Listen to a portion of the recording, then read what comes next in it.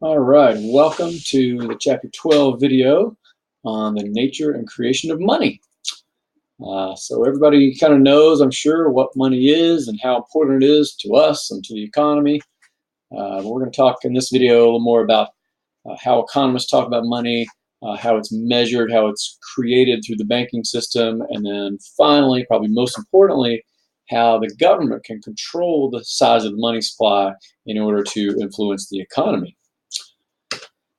So most books talk about money as having three different functions. One is it's a medium of exchange, which simply means it's a medium. It's something that can be used to buy and sell goods. So rather than having to barter, I've got 3 goats, I want to trade them for 1 pig or something like that, we can use money. You sell something for money, then use your money to go buy something else. So it's a medium of exchange. It facilitates a lot more trade by reducing transaction costs and just making it easier to do business. So that should be pretty obvious. Second function is money is a unit of account, meaning it gives us units with which to measure the value of something. So everybody knows kind of what $1 is, and something that's worth $1. $10 is 10 times 1. $20 is twice as much as $10. So just having those units that everybody kind of knows and understands, that's a valuable function of money. And then third, money can be a store of value, meaning you can accumulate it and pile it up and let your wealth grow over time.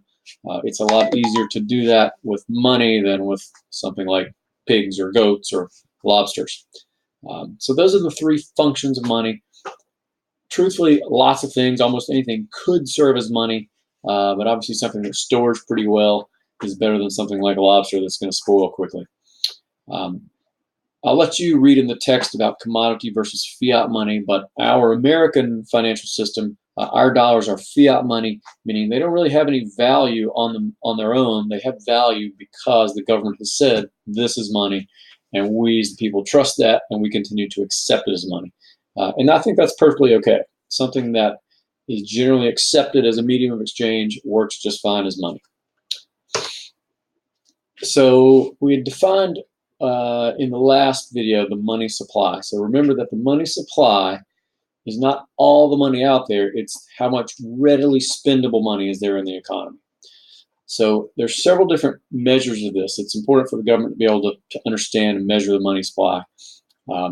The most common measures of the money supply are M1, M2, M3, M4. We're really only going to care about M1. So M1 is the most liquid, most readily spendable forms of money. So it includes checking deposits, so deposits in checking accounts, cash that's out in circulation, and traveler's checks. So those are the most easily, readily spendable forms of money. M2 includes all those things, but then adds in things that are a little bit less liquid, like savings account and money market deposits. M3 and M4 include more and more things that are less and less liquid or readily spendable. So that's okay. You don't really need to know all the definitions. Just know M1, that's what's important. So checking deposits, cash in circulation, meaning like out of people's wallets, in your pockets, and traveler's checks. So when we talk in the future about the government using monetary policy to increase the money supply, they have to do things that increase these things, that put money in people's checking accounts, put cash in people's wallets, things like that. So remember the equation of exchange, MV equals PY. The M in that equation was the money supply. So for our purposes, we're going to call that M1. Okay? So the study guide tells you should know what it means to say that we have a fractional reserve banking system. What that means is that every bank in America is regulated by the government. They have to work with the Federal Reserve. And every bank is required to keep a certain fraction of their total deposits either in the bank vaults or in their bank account with the Federal Reserve. These are called the reserves. And the government controls how much of that there is, how much they have to keep on reserves.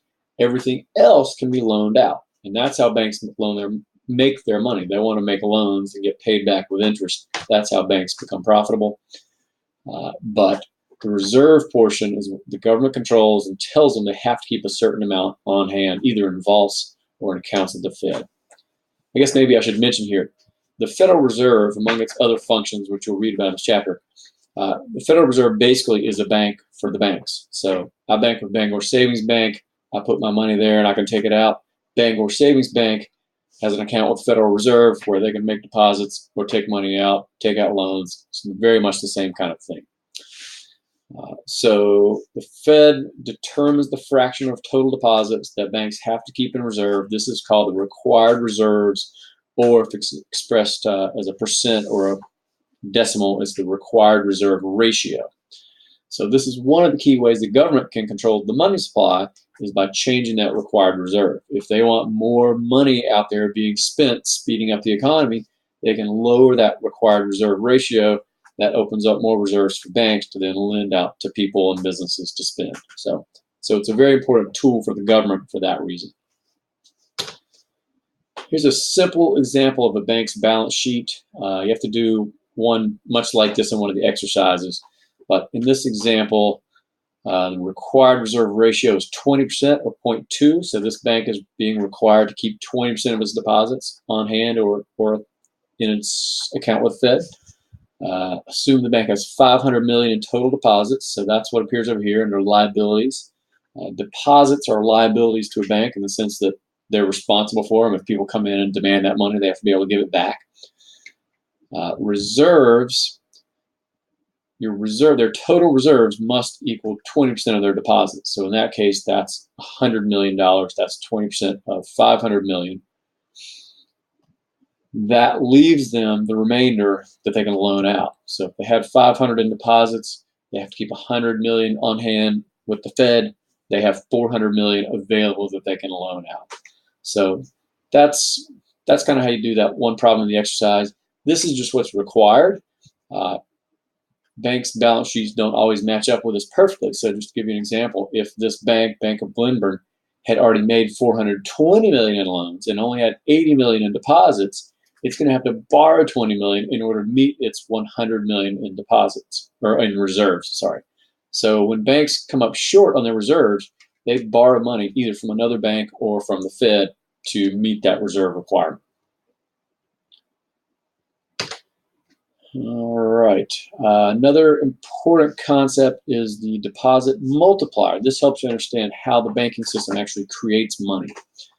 A lot of people think the Fed just prints money. The Fed does not print money. The U.S. Treasury Department actually prints money, but the Fed can essentially get them to do that by creating money through this process we're going to talk about. When they create the demand for money, the Treasury Department then prints the money to fill that demand.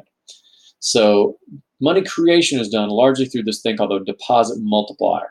And mathematically, it's very simple. The deposit multiplier is 1 over the required reserve ratio, which we just talked about in the previous slide, or 1 over RRR.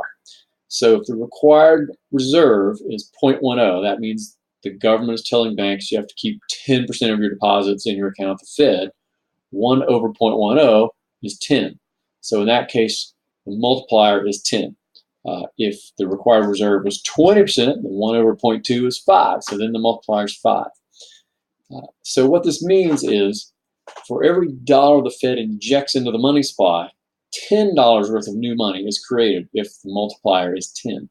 So that's really important, because if they're going to, if they know we need about $100 million in the economy to get us back up to full employment, they don't have to inject $100 million.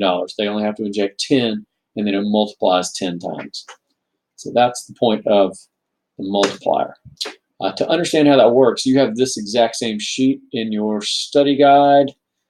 I'll tell you what, I'm going to suggest go take a look at it.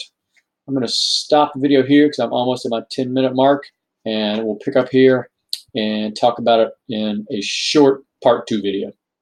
All right.